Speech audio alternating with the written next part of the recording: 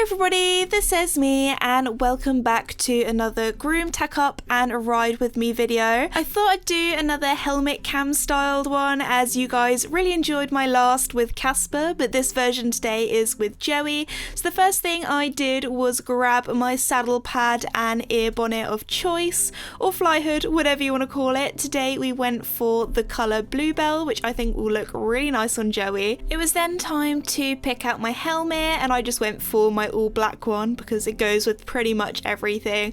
I also picked out my gloves and also my boots for Joey as well, as we'd probably be going pretty fast later, so I wanted to protect his legs.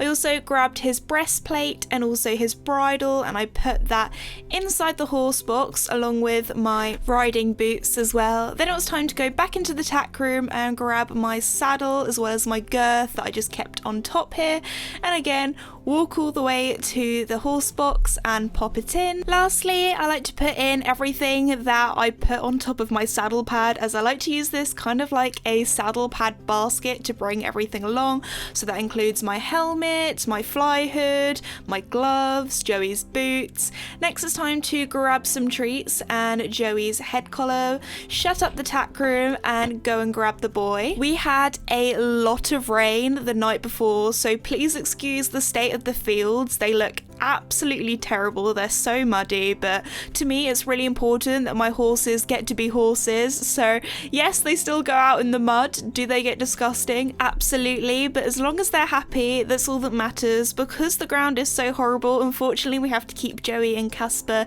in separate paddocks for safety reasons, but as soon as it firms up we'll hopefully put them back together again. Once I've given Joey his treats, it's then time to put on his head collar, give him a head scratch and a nose boop, and then walk him all the way back to the yard. Casper on the right there looks like an absolute mud monster. Anyway, once I've led Joey into the wash bay, as I go around the corner I like to turn on our solarium.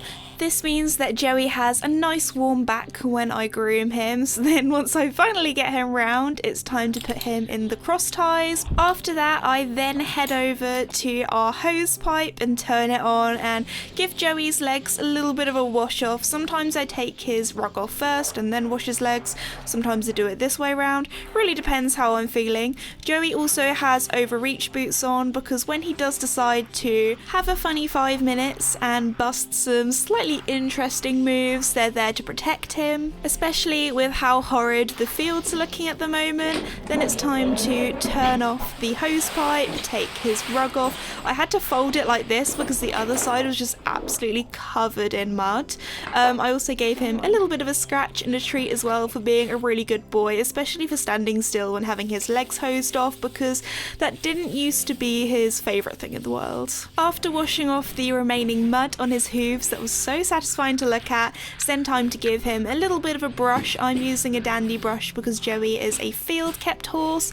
Make sure that I get his booty, all the hidden places, and yeah, this side of him was not looking good. I don't know what he'd done in the field, but it was definitely something, that's for sure. Anyway, after giving him a bit of a scrub, I then picked up my mane and tail brush and started to give his mane a little bit of a groom. I always find it so satisfying once Joey's mane's brushed, because then it's all finally on the correct side. I also make sure that I get his forelock as well, which is so adorable.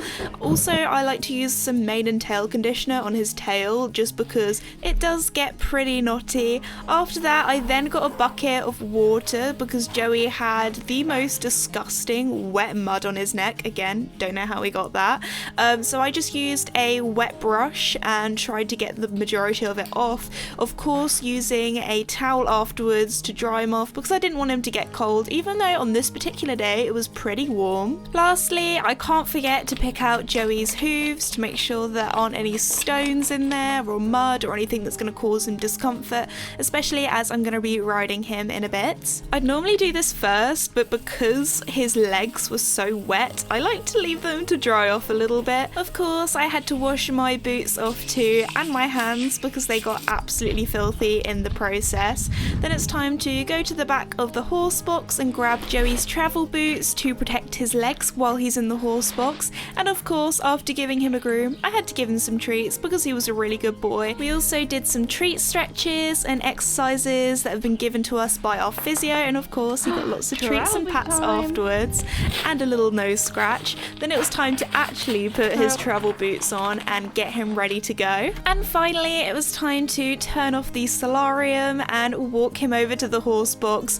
Joey always knows when we're going out. He gets so excited. You can see his little ears pricking forward because he watches me get everything ready, putting it in the horse box, and he is so good at loading now. He just zooms on up there. Of course, as Joey usually does, he pooed as soon as he got in, so I had to clear that up because didn't quite want him having that for the whole journey. I also opened the window so we had a bit of air because it was such a lovely day. Shut up the horse box, made sure it was nice and secure, also checked to make sure I had everything, and then we were off. On this particular day, I decided to take Joey up to the hills because the ground there is really nice, it doesn't get too muddy, and also I wanted to give Joey a good gallop, a good blast, and the hills are really good at building up his muscles. Once we were there, it was then time to open up. Hi Joey, how you doing? Yeah? And of course, say hello. I always like to open up through the back door just because then I can leave the side door closed, because it means that I can get Joey ready in the back because he just seems a little bit more settled there. For some reason, Joey decided to do another poo in the back of the horse box and a wee, so I think next time we go out I'm going to have to put some shavings in there. Usually I only use it for long journeys, but I guess when you gotta go, you gotta go. Before I knew it, I was then tacking Joey up, so I made sure that he had his boots on, he had his saddle on, his breastplate. Then I had to do up all the straps, make sure that he had his girth on as well, and then that was tight enough so I wouldn't be sliding off. Lastly, I put on his fly hood and his bridle because he knows as soon as that's on, it's time to ride. When I lead him off the horse box, he always likes to have a little explore, have a little look around, see where he is. And once my helmet, boots and gloves are on myself, it's then time to get on. On this particular day, my cameraman, aka my dad, decided to come along with me on his e-bike, and he was very useful because there were a lot of gates on this particular bridle path. I know that you think it's so important to convince everyone else that you're not boring, but it's making me feel like my skin is crawling. I keep pouring out my empathy to someone I don't even see eye to eye with. I don't mind if you don't have it all together. Yeah, I get it, we're all human, but I give you an inch and you take miles. It's tragic, ruining my sanity with tales of animosity. I'd rather cry than let you drive me crazy, lose my mind, and I swear I might die if I cared more, but you're not worth the time. You never put me up front 'cause it's your spotlight. I'm in the backseat of my own car. I'd rather cry than let you drive me crazy one more night. Climbing up somebody else's ladder just to make yourself feel just a little bigger. I don't know if I've seen anything that's sadder. It's so hard to comprehend how you don't even understand. Stepping on me without even trying. Never seen somebody get so good at lying. It's impressive you don't spend all your time crying over all the ways you let me down. So many I could drown, but I'd rather cry than let you drive me crazy, lose my mind, and I swear I might die if I cared more, but you're not worth the time. You never put me up front 'cause it's your spotlight. I'm in the backseat of my own car.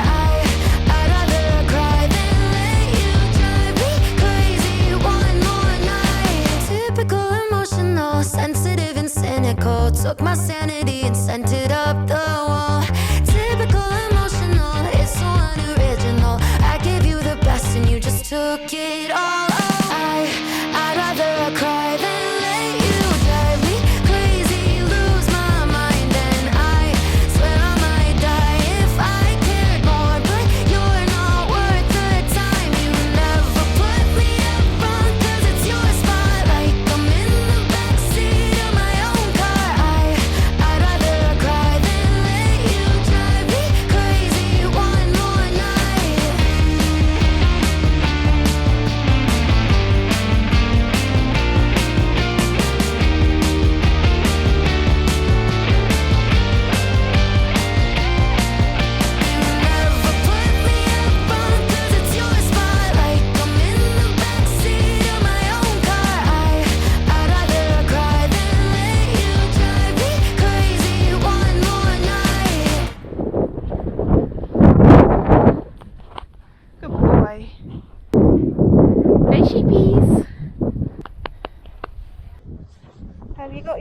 horse noise on, Joey?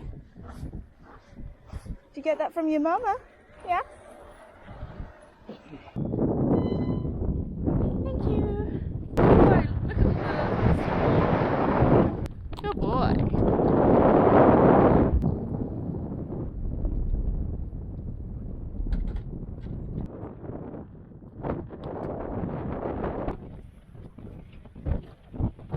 Oh, it's nice now you're out of the wind.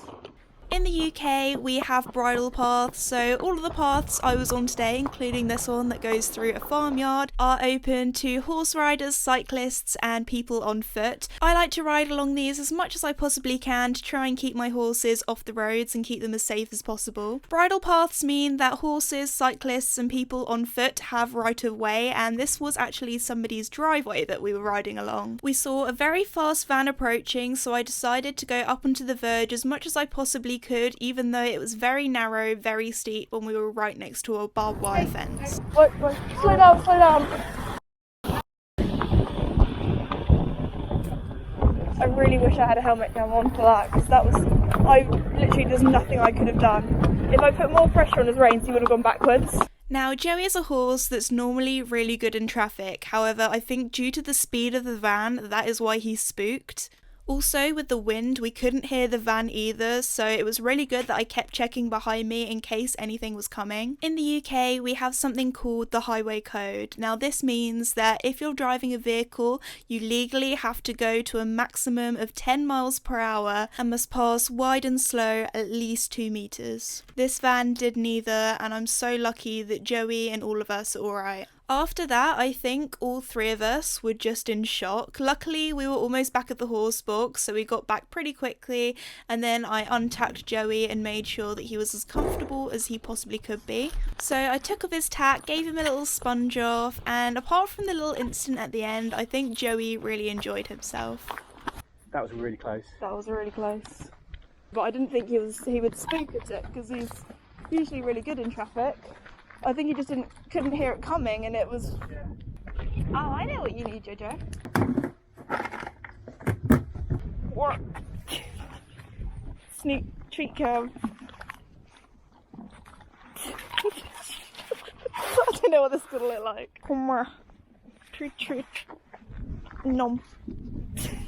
After lots of treats, it was then time to put Joey's travel boots on and load him back into the horse box. So anyway guys, I just wanted to say a huge thank you for watching today's video. If you're new or haven't done so already, please like and subscribe, as it really does help me out and I really do appreciate it, and I'll see you all next time. Bye!